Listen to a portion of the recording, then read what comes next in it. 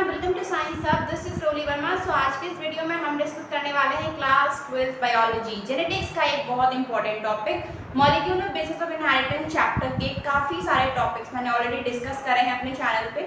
Okay, and ये है आपका next topic, transcription in prokaryotes. पिछले वीडियोस में हमने काफ़ी सारी थ्योरीज डिस्कस करी थी regarding the discovery of genetic material. Okay, so let's start transcription in prokaryotes. First of all, transcription होता क्या है आपको पता होना चाहिए। So transcription is the process of copying a segment of DNA into RNA. Simple भाषा में DNA से RNA बनाने की प्रोसेस को हम बोलते हैं ट्रांसक्रिप्शन। ओके, देखिए मैंने यहाँ पे लिखा हुआ है DNA से RNA जब बनाते हैं तो ट्रांसक्रिप्शन उसे बोलते हैं, ठीक है। RNA से प्रोटीन बनाने की प्रोसेस को हम ट्रांसलेशन बोलते हैं, ठीक है। So, central dogma of molecular biology was proposed by Francis Crick, जो हमें क्या बताती है, DNA से RNA बनने की प्रोसेस को ट्रांसक्रिप्शन बोलते हैं एंड RNA से प्रोटीन बनने की प्रोसेस को ट्रांसलेशन बोलते हैं। So, आज के वीडियो में हम पढ़ेंगे ट्रांसक्रिप्शन क्या होता है डिटेल में, सारी ट्रिक्स एंड टिप्स के साथ। ओके, सो देखिए जो ट्रांसक्रिप्शन है वो बेसिकली प्रोकैरियोट्स में डिफरेंट तरीके से होता है एंड यूकैरियोट्स में थोड़ा सा अलग तरीके से होता है, ठीक है। जो दोनों टॉपिक हैं, दोनों थ्योरीज हैं, थोड़ा डिफरेंट है। So first of all we will discuss about the transcription in prokaryotes. So सबसे पहली चीज, प्रोकैरियोट्स में जो ट्रांसक्रिप्शन है वो साइटोप्लाज्म में होता है एंड यूकैरियोट्स में transcription occurs in nucleus. Okay, and the most important thing, enzyme responsible for transcription is RNA polymerase. Important चीजें जो मैंने लिखी है ये चीजें आपको ध्यान में रखनी है, तभी हम आगे की प्रोसेस समझ पाएंगे। ओके, अब देखते हैं ट्रांसक्रिप्शन क्या बताया मैंने। DNA से RNA बनाने की प्रोसेस को हम बोलते हैं ट्रांसक्रिप्शन। तो होता क्या, सपोज ये समझिए ये है double stranded DNA। Okay, DNA हमें पता है जो DNA है उनके जो स्ट्रैंड्स होते हैं उनकी एंटी पैरेलल पोलैरिटी होती है, यानी अगर एक स्ट्रैंड 5 प्राइम टू 3 प्राइम है तो जो दूसरा स्ट्रैंड होगा वो 3 प्राइम टू 5 प्राइम होगा। एंड एक बहुत इंपॉर्टेंट चीज है, जो DNA मॉलिक्यूल के दोनों स्ट्रैंड्स हैं ट्रांसक्रिप्शन की प्रोसेस में ये दोनों स्ट्रैंड्स पार्टिसिपेट नहीं करते हैं।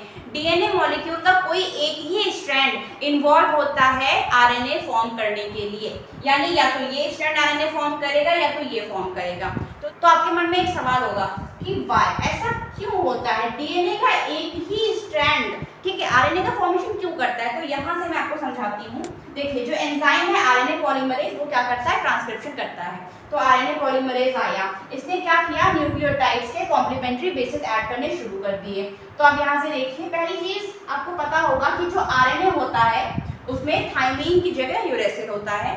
सो RNA क्या करेगा, एडेनिन जो है वो यूरेसिल के लिए पेयर करेगा, थायमीन एडेनिन के लिए, ग्वानिन साइटोसिन के लिए, साइटोसिन ग्वानिन के लिए, एडेनिन यूरेसिल के लिए, ठीक है, थायमीन एडेनिन के लिए, CG।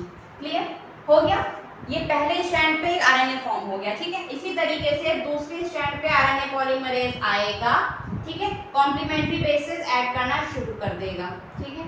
देखिए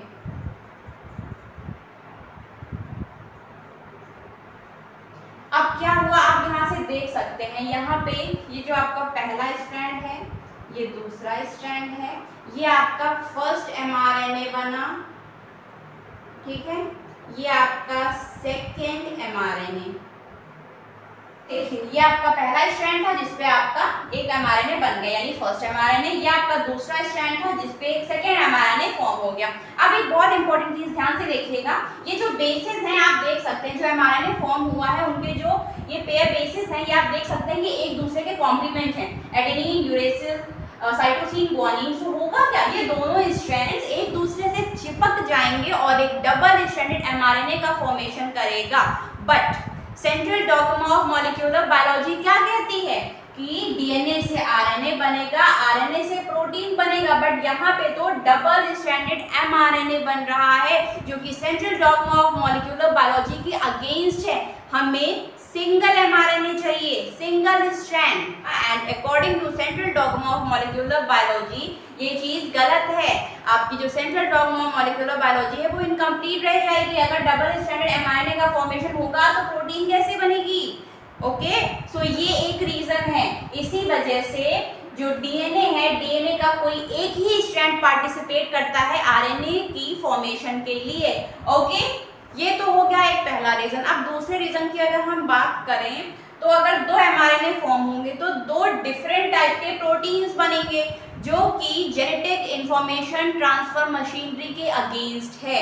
ठीक है, जेनेटिक इंफॉर्मेशन ट्रांसफर मशीनरी क्या कहती है कि जो डीएनए है उसका एक स्ट्रैंड एमआरएनए का फॉर्मेशन करेगा और एमआरएनए एक टाइप की प्रोटीन का फॉर्मेशन करेगा। ठीक है, तो यहाँ से आई थिंक ये आपको क्लियर हो गया होगा कि जो डीएनए मॉलिक्यूल है उसका कोई एक ही स्ट्रैंड आरएनए के फॉर्मेशन में क्यों यूज होता है। ठीक है, क्यों इन्वॉल्व करता है। So this is the reason. पहली चीज, अगर दो एमआरएनए फॉर्म होंगे तो एक सिंगल डबल स्ट्रैंडेड एमआरएनए का फॉर्मेशन होगा जिससे आपकी central dogma of molecular biology incomplete रह जाएगी एंड प्रोटीन का फॉर्मेशन नहीं हो पाएगा। हमें एक प्रॉपर सीक्वेंस चाहिए। ठीक है, डीएनए से आरएनए, फिर आरएनए से प्रोटीन। ओके, अब हम देखते हैं ट्रांसक्रिप्शन एग्जैक्ट क्या होती है, क्या है उसकी प्रोसेस। सो अब देखते हैं ट्रांसक्रिप्शन की जो एग्जैक्ट प्रोसेस है वो प्रोकैरियोट्स में कैसे होती है। तो ये बेसिकली 3 स्टेप्स में होती है। फर्स्ट स्टेप है इनिशिएशन, इलॉन्गेशन एंड टर्मिनेशन। ठीक है, ये 3 स्टेप्स हैं, इनिशिएशन, इलॉन्गेशन, टर्मिनेशन। आप इनको याद रखिएगा। ठीक है, ये है आपका डीएनए मॉलिक्यूल। ठीक है, एंटी पैरेलल पोलैरिटी होती है, क्लियर। एंड ये जो मॉलिक्यूल है इसके 3 पार्ट्स हैं। जो ट्रांसक्रिप्शन की प्रोसेस है 3 पार्ट्स में होती है। आपका ये वाला जो रीजन है ये है प्रमोटर रीजन। इसे हम प्रमोटर रीजन क्यों बोलते हैं, क्योंकि आरएनए पॉलीमरेज जो होता है, सपोज ये है आपका आरएनए पॉलीमरेज, प्यारा सा छोटा सा क्यूट सा। ठीक है, तो ये जो आरएनए पॉलीमरेज है ये प्रमोटर रीजन से आके अटैच हो जाता है। ठीक है, यहाँ से जो ट्रांसक्रिप्शन की प्रोसेस होती है वो इनिशिएट होती है, स्टार्ट होती है, that's why it is promoter region. Next region है आपका स्ट्रक्चरल जीन। ये वो रीजन है जहाँ पे आरएनए फॉर्म होता है। देखिए, ये जो आपका डीएनए मॉलिक्यूल है, ये जो आपका स्ट्रैंड है, इस पे ये पूरे स्ट्रैंड पे आरएनए मॉलिक्यूल नहीं फॉर्म होता है, किसी एक पार्ट पे। ठीक है, मैंने डेफिनेशन में लिखा था अ सेगमेंट। ठीक है, तो ये वही सेगमेंट है जहाँ पे आरएनए का फॉर्मेशन होगा, तो इसे बोला हमने स्ट्रक्चरल जीन। नेक्स्ट है टर्मिनेटर रीजन, जहाँ पे जो ट्रांसक्रिप्शन की प्रोसेस है वो खत्म होती है, रुक जाती है, इसीलिए इसे हम बोलते हैं टर्मिनेटर रीजन। ओके, तो चलिए अब शुरू करते हैं ट्रांसक्रिप्शन की प्रोसेस। तो छोटा सा प्यारा सा आरएनए पॉलीमरेज आया, वो जाके प्रमोटर रीजन से जुड़ गया। ठीक है, अब इसने देखा यार इसे इनिशिएट करना है ट्रांसक्रिप्शन की प्रोसेस को, तो यार ये ऐसे कैसे इनिशिएट करे। इसकी मदद करने के लिए एक इनिशिएशन फैक्टर सिग्मा फैक्टर आया। ठीक है, सिग्मा फैक्टर आया, उसने आरएनए पॉलीमरेज का हाथ थामा और इनिशिएशन की प्रोसेस स्टार्ट कर दी।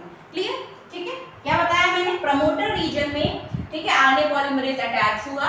ठीक है, इनिशिएशन फैक्टर आया, उसने इसका हाथ पकड़ा और ट्रांसक्रिप्शन की प्रोसेस शुरू कर दी। ठीक है, प्रमोटर रीजन से इनिशिएशन स्टार्ट हो गया ट्रांसक्रिप्शन का। इसके बाद क्या हुआ, ये आरएनए पॉलीमरेज आगे बढ़ा और इसने कॉम्प्लीमेंट्री बेसिस ऐड किए। जो सिग्मा फैक्टर है इसका काम सिर्फ इतना था कि ये आके आरएनए पॉलीमरेज के साथ प्रमोटर रीजन में इनिशिएशन की प्रोसेस बिगिन करे, उसने ये कर दिया। अब इसका काम खत्म हो गया, ये रिलीज हो गया। ठीक है, उसके बाद आपका आरएनए पॉलीमरेज आया और इसने स्ट्रक्चरल जीन का जो रीजन था उसमें कॉम्प्लीमेंट्री सीक्वेंस ऐड करने शुरू कर दिए। चलिए ऐड करते हैं। गुआनिन के साथ पेयर करेगा साइटोसिन, साइटोसिन के साथ गुआनिन, एडेनिन के साथ यूरेसिल, थायमिन के साथ एडेनिन। ठीक है, तो आरएनए पॉलीमरेज ने कॉम्प्लीमेंट्री सीक्वेंसेस ऐड करना शुरू कर दिया और आरएनए फॉर्म करना शुरू कर दिया। उसके बाद ये आरएनए पॉलीमरेज आपका पहुंच गया टर्मिनेटर रीजन पे। ठीक है, अब रो फैक्टर आता है। रो फैक्टर क्या है, टर्मिनेशन फैक्टर है। तो जैसे ही रो फैक्टर आया यानी टर्मिनेशन फैक्टर, वैसे ही ये जो एमआरएनए है ये अलग हुआ और आके रिलीज हो गया। ठीक है, तो जो आपका नया एमआरएनए फॉर्म हुआ वो फॉर्म हुआ 5' to 3' यानी 5' to 3' का। मैं एक चीज बताना भूल गई, ये जो आरएनए पॉलीमरेज है इसकी एक कंडीशन थी, ये उसी स्ट्रैंड पे एमआरएनए का फॉर्मेशन करेगा जिसकी पोलैरिटी 3' to 5' होगी। ठीक है, सिंपल भाषा में ये उसी स्ट्रैंड पे काम करेगा जिसकी पोलैरिटी 3' to 5' होगी, तभी जो नया एमआरएनए फॉर्म होगा उसकी पोलैरिटी 5' to 3' होगी। ठीक है, तो जैसे ही रो फैक्टर आया एंड ये दोनों स्ट्रैंड्स अलग हो गए, एमआरएनए आपका बाहर आ गया एंड जो ट्रांसक्रिप्शन की प्रोसेस थी वो रुक गई। क्लियर। फटाफट एक बार रिवाइज कर लेते हैं। ट्रांसक्रिप्शन क्या है सिंपल भाषा में? डीएनए से आरएनए बनाने के प्रोसेस को हम बोलते हैं ट्रांसक्रिप्शन। जो डीएनए मॉलिक्यूल है उनमें से कोई एक ही स्ट्रैंड इन्वॉल्व होता है आरएनए की फॉर्मेशन के लिए। This is the important point. दोनों स्ट्रैंड्स क्यों नहीं इन्वॉल्व होते हैं, मैंने आपको दो रीजंस बताया। पहला रीजन है जो सेंट्रल डॉग्मा ऑफ मॉलिक्यूलर बायोलॉजी है वो इनकम्प्लीट रह जाएगी, प्रोटीन का फॉर्मेशन नहीं हो पाएगा। दूसरा रीजन क्या था? According to genetic information transfer machinery, अगर दो एमआरएनए फॉर्म होंगे तो दो डिफरेंट टाइप के प्रोटीन्स फॉर्म होंगे which is against the genetic information transfer machinery. Okay, ठीक है। उसके बाद ट्रांसक्रिप्शन यूनिट जो हमने प्रोसेस देखी 3 स्टेप्स में होते हैं, इनिशिएशन, इलॉन्गेशन एंड टर्मिनेशन। ठीक है, इनिशिएशन फैक्टर होता है सिग्मा फैक्टर, टर्मिनेशन फैक्टर होता है रो फैक्टर। 3 रीजन्स है, promoter region, structural region, terminator region. Promoter region से आरएनए पॉलीमरेज अटैच हुआ, इनिशिएशन फैक्टर आया, प्रोसेस को इनिशिएट किया, उसके बाद आरएनए पॉलीमरेज आया, उसने कॉम्प्लीमेंट्री बेसिस ऐड किए, ठीक है, ऐड हो गया। उसके बाद रो फैक्टर आया, उसने प्रोसेस को स्टॉप किया। जैसे रो फैक्टर आया, ये जो स्ट्रैंड था हमारे ये अलग हो गया, ये बाहर आ गया, ठीक है, और प्रोसेस स्टॉप हो गई। सो ये थी आपकी सिंपल सी ट्रांसक्रिप्शन की प्रोसेस जो कि प्रोकैरियोट्स में होती है। अब अगले वीडियो में हम समझेंगे कि यूकैरियोट्स में ट्रांसक्रिप्शन कैसे होता है। Okay, so if you haven't subscribed to my channel, please like, share and subscribe to this channel and hit the bell icon for upcoming videos, and thanks for watching.